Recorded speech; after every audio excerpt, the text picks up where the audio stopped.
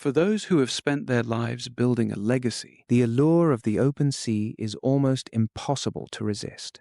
There is a specific kind of freedom that only a yacht can provide. It is the promise of stepping off the edges of a crowded, noisy world and gliding into a silent, blue water paradise where you are the master of your own horizon. To many, a vessel is the ultimate instrument of escape, but the ocean has an ancient, indifferent way of reminding us that the boundary between ultimate luxury and absolute isolation is razor thin. When you leave the sight of land, you are entering a world where the rules of civilization no longer apply, and where a single, unexpected shift in the weather can turn a multi-million-dollar dream into a floating chamber of psychological dread.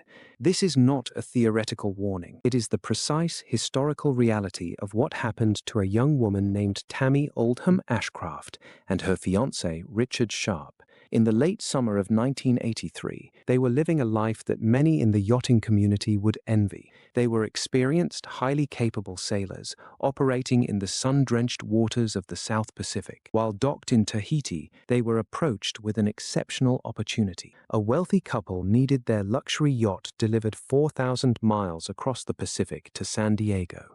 The vessel was the Hazaña, a beautiful high-end 44-foot Trintella ketch. Engineered to the highest standards of European craftsmanship, she was a heavy displacement cruiser, boasting a deep, protected cockpit, a thick fiberglass hull, and rich, solid wood interiors. She was a boat built to cross oceans in safety and style. To Tami and Richard, the delivery was a prestigious paid assignment, a chance to spend weeks commanding a top-tier sailing machine across the deep blue. On September 22nd, under a perfect Tahiti sky, they threw off the dock lines. The initial phase of the voyage was a masterclass in blue water sailing.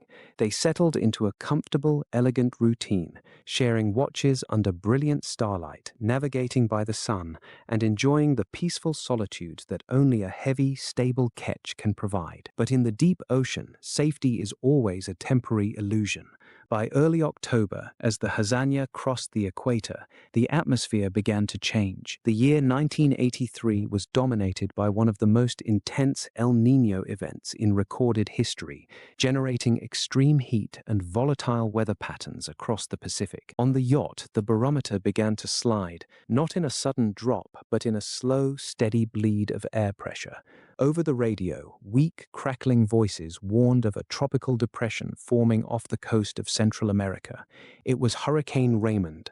Under normal circumstances, a fast-moving sailing vessel can outmaneuver a tropical system, but Raymond was not a normal storm. It underwent rapid, explosive intensification, transforming in a matter of days into a Category 4 monster with sustained winds screaming at over 140 knots.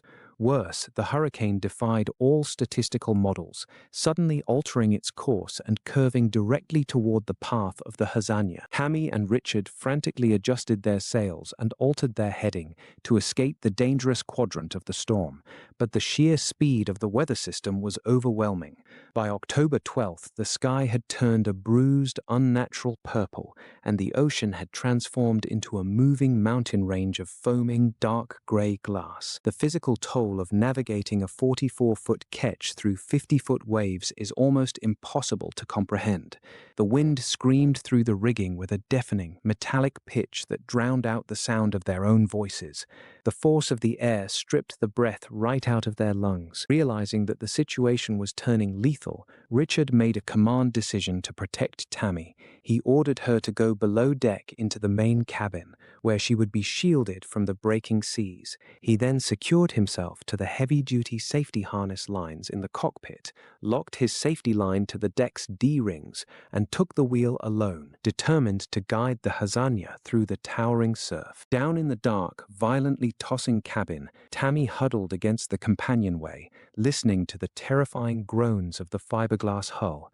A massive, towering rogue wave, a wall of water the size of a 5-story building, struck the Hazaña from the side. The luxury ketch was pitch-poled, rolled end over end through the pitch-black, churning water. Inside the cabin, the world became a chaotic blur of zero gravity. Tami was launched across the cabin like a rag doll, her head slamming violently against a sharp wooden bulkhead.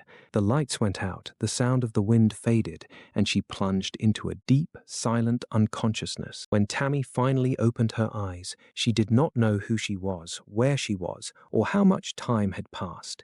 It had been 27 hours. The silence inside the vessel was absolute, punctuated only by the rhythmic, sickening slosh of oily water. The cabin was half flooded, smelling of spilled diesel fuel, wet timber, and stagnant sea salt. Dragging herself up, her head throbbing with excruciating pain from a severe concussion and a deep, bloody gash across her forehead, she crawled up the companionway steps to look for Richard. What she saw was a scene of utter devastation. The Hazaña's beautiful aluminum masts had been snapped clean off at the deck. The sails were gone, and the heavy rigging lay in a tangled, chaotic web of stainless steel wire dragging in the sea, acting like an anchor that threatened to tear the hull apart. But Tami's eyes locked onto the cockpit. Richard's heavy-duty safety harness line was still attached to the metal ring on the deck, but the thick steel-grade webbing had been violently sheared. The line was empty. Richard was gone, swept into the freezing, dark abyss of the Pacific, while she lay unconscious below. At that moment, Tami experienced a level of psychological horror that few human beings will ever encounter. She was 24 years old, suffering from a severe traumatic brain injury, grieving the love of her life, and completely alone on a crippled, sinking wreck in the middle of the largest ocean on Earth, thousands of miles from any help. The despair was so heavy that for the first few days, she simply wanted to surrender to the sea. She suffered from vivid, frightening hallucinations, hearing a cold, calm voice in her head that she later referred to as her inner guide. It was a voice that scolded her, pushed her, and demanded that she fight if she wanted to live. And so she fought. The ocean does not stop for grief, and if she did not act, the luxury ketch would quickly become her tomb. With her vision occasionally blurring from the concussion, Tami went to work. The automated bilge pumps were dead. She spent hours manually bailing hundreds of gallons of seawater out of the cabin using a makeshift pump. To get the vessel moving, she salvaged a broken spinnaker pole from the wreckage, used raw adrenaline to hoist it upright, and rigged a small triangular storm sail to it. It was a rudimentary setup, but it gave her some control over her heading. The next hurdle was navigation. The yacht's engine was flooded, the long-range radio was destroyed, and the emergency beacon was ruined by salt water. She had no way to call for help, and no one knew where she was. Her original destination of San Diego was 2,500 miles away, dead against the wind. Her only hope of survival was to turn the boat around and aim for Hawaii, a tiny chain of islands over 1,500 miles away.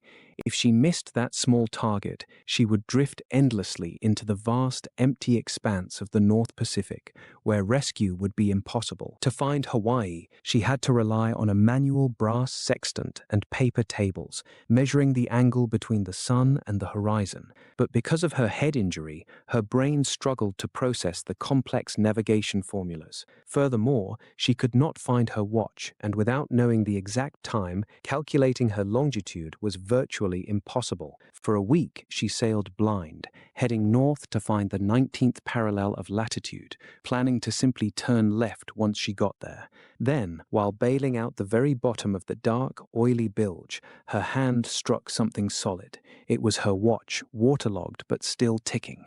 With her time restored, she was finally able to calculate her precise position and chart a course toward the island of Hawaii. For 41 days, Tami survived on raw willpower, canned sardines, and rainwater harvested from tarps. Her skin was blistered by the sun, her muscles wasted away, and the crushing, silent expanse of the ocean tested the absolute limits of her sanity. Finally, on November 22nd, 1983, a dark shape materialized on the horizon. It was the volcanic peak of Hilo, Hawaii, A Japanese research vessel spotted the mastless, battered Hazaña drifting slowly toward the harbor and towed her to safety. Against all mathematical odds, Tami had navigated a ruined luxury yacht across 1,500 miles of hostile ocean, completely alone. Tami's physical rescue was a triumph, but the ocean does not release its prisoners so easily. The emotional and psychological trauma of that 41-day descent into the abyss took decades to heal. The luxury ketch, once a symbol of freedom and prestige, had become a monument to a terrifying truth that beneath the polished wood, the advanced electronics, and the beautiful lines of any yacht, there is only a fraction of an inch of fiberglass separating us from a cold, bottomless void. Tami survived to tell her story, but her experience leaves us with a lingering, unsettling question. For every vessel like the Hazaña that miraculously drifts back to shore, how many others have vanished into that same silent blue, leaving behind only an empty horizon and a story that the ocean chose to keep entirely to itself?